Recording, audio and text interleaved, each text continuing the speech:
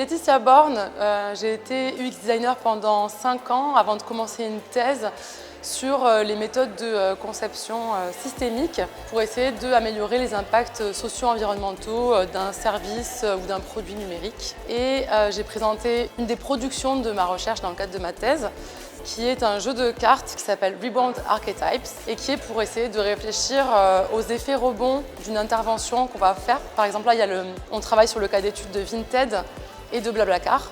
Donc, quels effets indirects ça peut avoir négatifs sur l'environnement ou la société et comment on peut anticiper et réduire ces effets rebonds. Ça dépend qu'est-ce qu'on définit court terme, mais je pense que le design il devrait être de plus en plus systémique, c'est-à-dire que, à mon avis, on peut plus se permettre de penser la conception en silo et que dans le détail ou en tout cas en isolant les personnes qui vont prendre des grandes décisions de design avec les personnes qui l'implémentent parce qu'on fait face à des défis, des enjeux socio-environnementaux qui demandent d'avoir une réflexion plus globale. Je crains un peu que l'IA ait énormément d'effets rebonds justement, donc économiques et notamment temporels.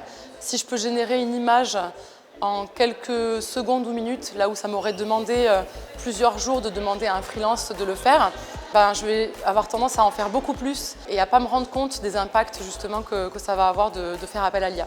Donc personnellement, j'essaie de modérer mon utilisation de l'IA. Je l'utilise par exemple pour faire de la traduction parce que je travaille dans la recherche et que tout doit être fait en anglais et que je ne suis pas bilingue. Mais disons que je suis un peu effrayée par la généralisation de l'IA. Alors c'est peut-être pas le discours dominant ici, mais voilà.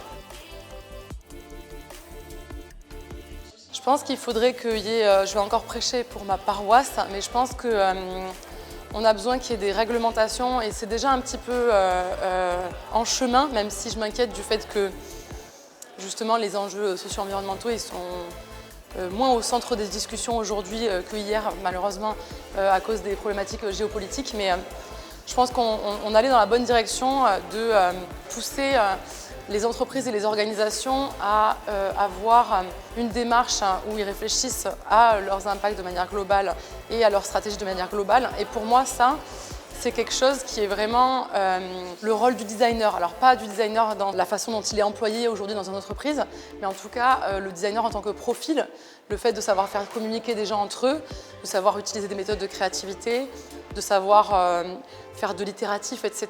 C'est vraiment les qualités du designer et je pense qu'on a besoin du coup qu'il y ait du design à des positions plus stratégiques et qu'il y ait des communications entre les différents niveaux hiérarchiques d'une entreprise, quoi.